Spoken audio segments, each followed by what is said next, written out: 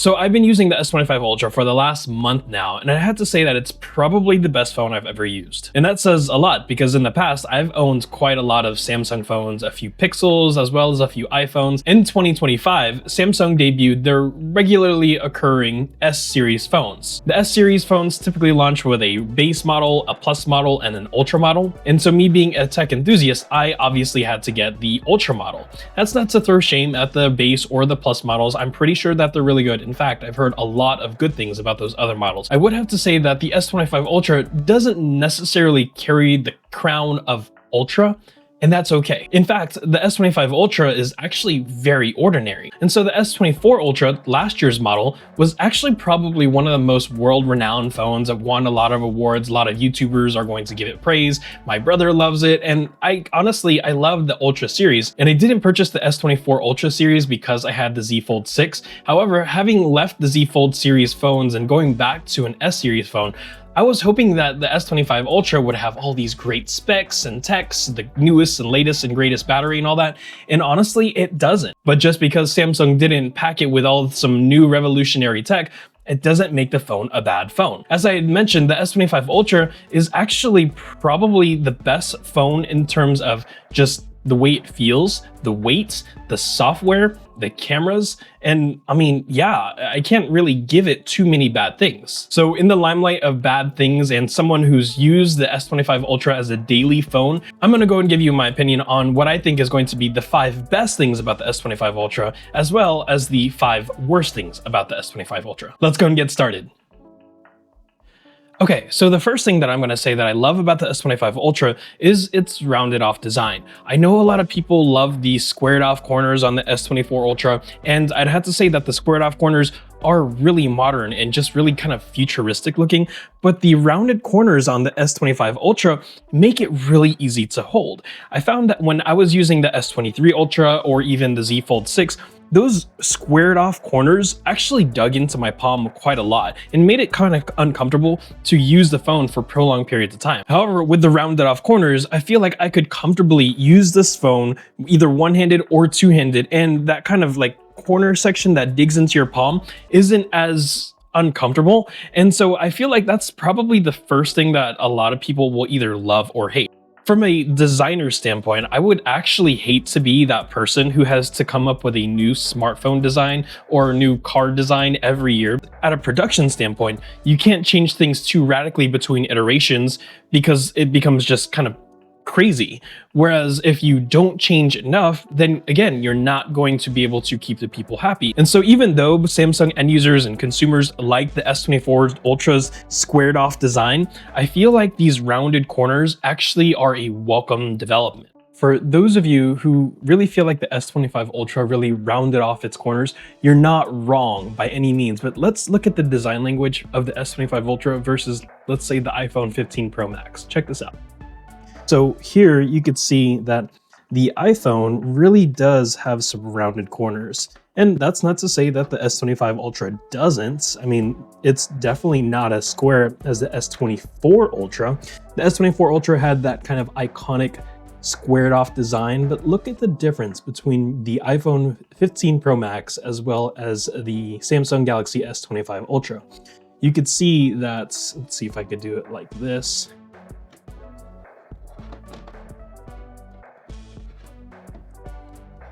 You could see the design language is really different because of the fact that the iPhone's corners are almost laughably round, whereas the S25 Ultra, sure, it does have that round kind of corner real estate, but it's definitely boxier than what the iPhone does.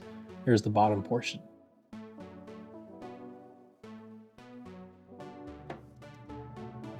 All right, let me know what you think about that. Another thing that I love about the design is going to be the flat titanium frame. The weight plus the size of the phone combined with the flat frame makes the phone super comfortable. So even if I didn't like the rounded off corners, the actual more squarey, the more boxy design, it makes the phone super easy to hold. The second thing that I like about the phone is the fact that This phone is ridiculously light. It comes in at 218 grams, and honestly, when I first held this phone at Best Buy's kind of display area, I felt like the phone was super cheap feeling. And that's because I misconstrued the weight for value. The phone actually feels really premium, it looks super premium, and the weight was just not something I was accustomed to because I was coming from the Z Fold 6. Even though the Z Fold 6 isn't a brick of a phone in terms of weight, it's heavier than the S25 Ultra. And so when I was comparing the two phones from the S25 Ultra and the Z Fold 6, I was thinking to myself, wow, the S25 Ultra feels light, but don't confuse the lightweightedness with lesser quality or a lesser premium phone, because I can guarantee you, this phone is really well crafted. So the design with a 6.9-inch display, the almost bezel-less screen, the flat frame, as well as the rounded off corners, paired with the 218-gram weight, really makes this phone to be a very well-handled phone. The third thing that I really love about the S25 Ultra is going to be the battery life. The battery life just kind of blows my mind. I don't understand how Samsung was able to make this phone so well optimized to get me through the day. And I mean that because of the fact that I use my phone for media consumption, I use it for work, I use it for conference calls, I use it for drawing, for video editing, for taking videos and pictures of my cat, I use it for my drone. I mean, I use it for so many things, and sure, I don't do all of those things on a daily basis, but when I do, the battery of the S25 Ultra really just I don't know how they do it. It feels like some type of Samsung battery magic. And so let's say I'll charge my phone at, let's say, 8 a.m. on Monday, and then I won't actually have to charge it again until about 4 p.m. on Tuesday. And keep in mind, that's with some pretty heavy usage. I could go through my metrics and show you my screen on time and this and that and whatever, but really at the end of the day, the battery consumption is really going to be subjective to the person who's using it. And so because I'm getting phenomenal battery life, that could be different for you because maybe your Wi-Fi is not good, or maybe your cellular signal is not good. All those other factors can impede on the battery life. So in terms of battery, I actually found out that the standby mode is actually really good. I'm one of those people who don't like to charge their phone overnight just because of fears of battery degradation. And so let's say I go to bed and I sleep for 5 to 7 hours depending on the day, and let's say the battery is at 15%, and I can confidently believe that when I go to sleep, even with that 15% battery, after I have gone to sleep and woken back up, I found out that when I do wake up, the battery has only drained maybe 3 or 4%. So if I went to sleep with the battery at 15%, I would wake up with the battery still at 10, 11, or 12%, which just really blows my mind because when I had any other phone, be that an iPhone, a Z Fold 6, or an older S series phone, I feel like the battery consumption has always been my biggest gripe, but that has all changed with the S25 Ultra. Because the S25 Ultra's battery is so good, I'm confident to go out and go shopping with my girlfriend and not have to charge up my phone before I leave, or maybe go out and go shopping with my girlfriend and not have to take 3 portable battery packs in order to get me through the day. And I had to say that the battery consumption is really good because of the software. And that leads me to my fourth reason of loving this phone. So if you've used any of Samsung's more recent phones, I would say it's safe to say around the S20 or newer, One UI has been severely optimized with One UI 7.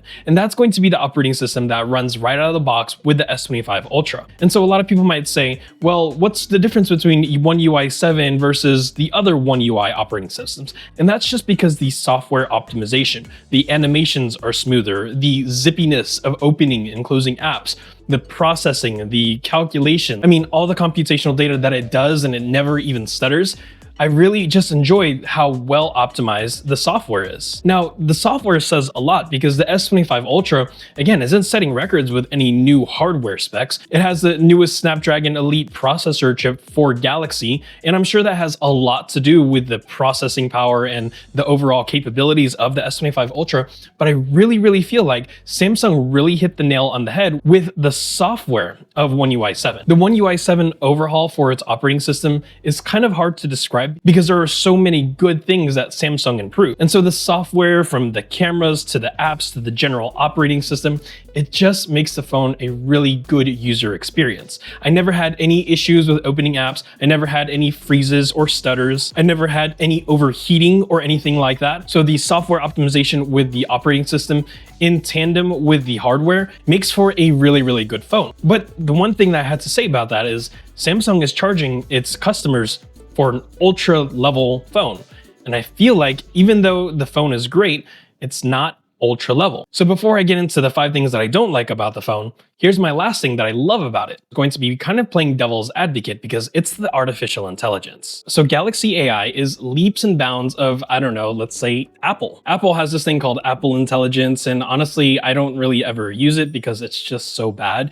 But the Galaxy AI, it kind of came out in phases. And phases isn't exactly an official term, that's just a Derek thing, but the phases kind of rolled out on the older phones with like generative AI, circle to search, and things like that. But with One UI 7, with the S25 Ultra, the Galaxy AI features is really, really rich. And so I will be making a video in the very near future that showcases the capabilities of the Galaxy AI. But believe me you when I tell you that the Galaxy AI is actually really, really good. The Galaxy AI software that I use the most on my S25 is going to be Generative Edit. I love the fact that whenever I do generative edit to remove items or add items or sketch items in, they look real, which is a good and a bad thing. But I do find that I use quite a lot of the Galaxy AI things. I don't know if that's just because I'm a nerd about things and I want to utilize my technology to its maximum potential, or if it's because Samsung subliminally put the hype in my brain to want to care for AI. In general, I love the Galaxy AI capabilities, but there are some Galaxy AI software that's kind of missing the point. For instance, Now Brief, which is going to be Samsung's answer to Apple's Dynamic Island. The Now Brief will show up at the bottom of the screen and you can flip through some of the cards there, and then you can actually use the Now Brief to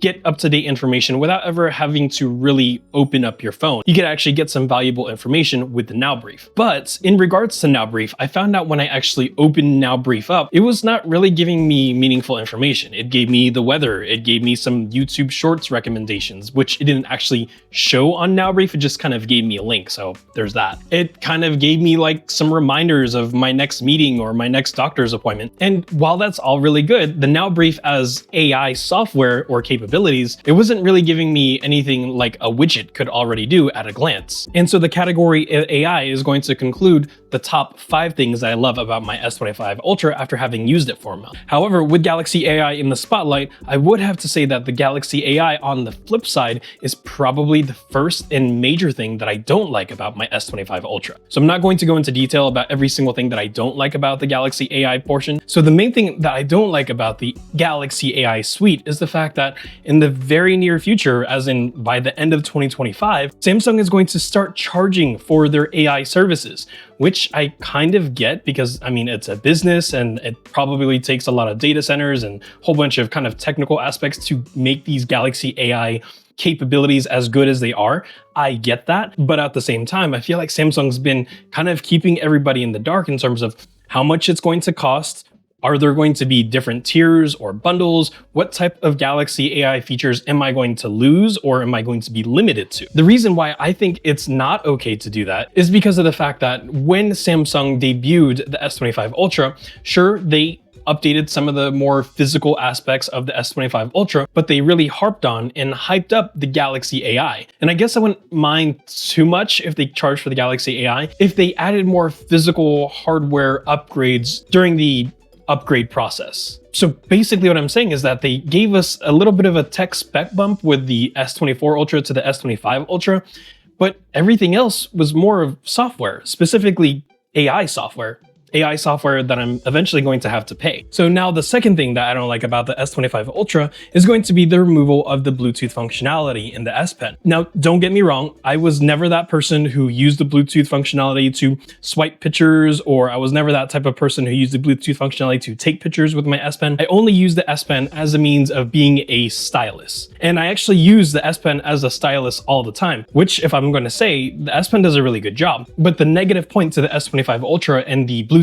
removal is the fact that Samsung took away the Bluetooth functionality without ever asking the consumer base, and then also without actually reducing the price. And sure, I know Bluetooth functionality in the S Pen probably doesn't cost that much, and we probably wouldn't have seen any gains from any price reduction to begin with, but it feels like Samsung is out of touch with their consumer base. So basically what I'm saying is the fact that I guess I'm being a little bit entitled, I'm being a little crybaby here, but if you're going to take away some type of Bluetooth functionality, add a linear, if not a better feature somewhere else in the phone. For instance, an SD card slot. The third thing that I don't like about the S25 Ultra is going to be the camera modules. Now, before I go into that section, I want to fully state that the S25 Ultra cameras are phenomenal. They're fantastic for a set of camera lenses that you could fit in your pockets and still be a computer, a phone, or whatever.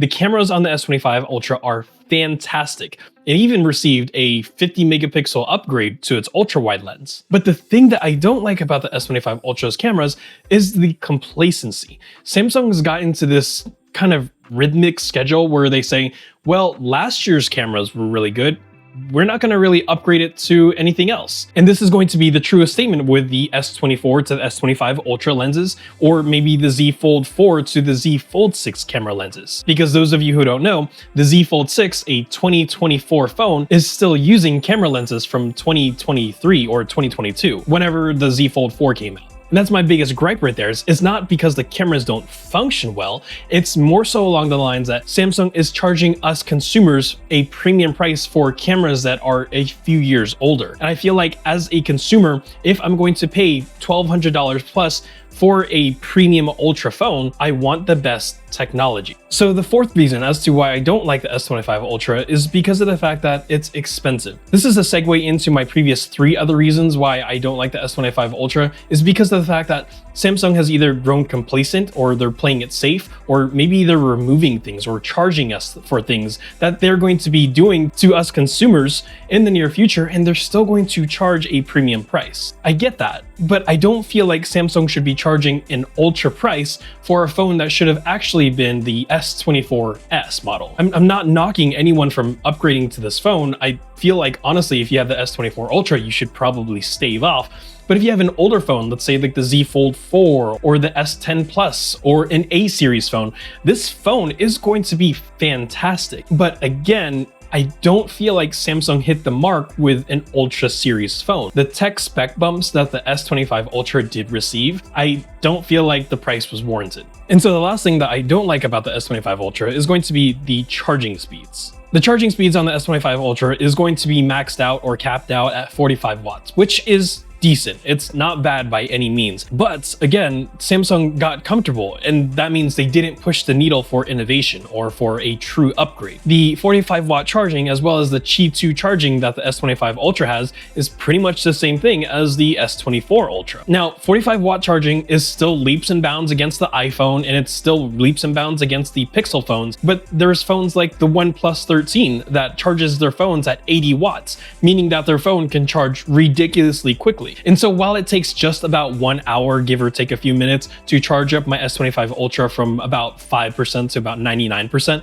I'm not necessarily hating it, but I would like to see Samsung continue to push that needle of innovation, so that way the S27, 28, 29 Ultra, they're going to be pushing the limits and keeping pace with other manufacturers outside of the United States. And so I get why Samsung is doing this, because when it comes down to Android phones or smartphones in the United States, there's kind of like the big three. You have Apple and Samsung and Google. OnePlus is starting to come into the limelight, and then the nothing phones are starting to come into the limelight, for better or for worse. But in my personal opinion, Samsung's not really in competition with those other manufacturers who are kind of pulling the thread to innovate their phones. Samsung's in competition with the iPhone that's had the same design now for the last 4 years, or the Google Pixel, where they don't necessarily focus too much on the hardware and focus more on the software of things. And so I get why Samsung isn't like putting the pedal to the metal for innovation and revolutionary technology in their phones, but I feel like Samsung has either watered down or perhaps doesn't quite know, or maybe they changed the term of what the term of Ultra stands for. So at the end of the day, Samsung made a really great device. The S25 Ultra by no means is a bad phone.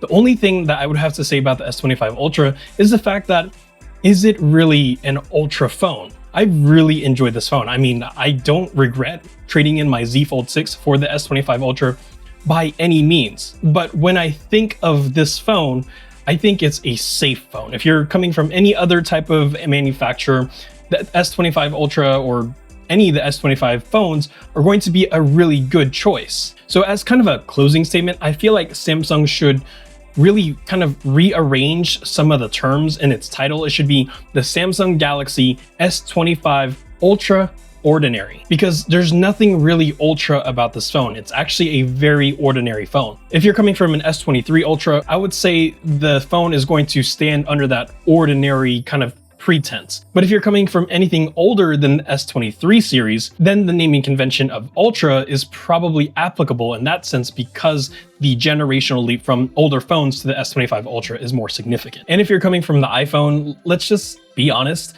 the iPhone hasn't really changed in specs or text monumentally since the iPhone 11 Pro Max. So if you're coming from an iPhone, your world's about to change because of the fact that you're going to find all of this customization, AI that actually works, a really, really good camera system, and a really good and intuitive software experience. All right, everybody, if you want to support this channel, go and hit that like and subscribe button down below, and I'll see you in the next one.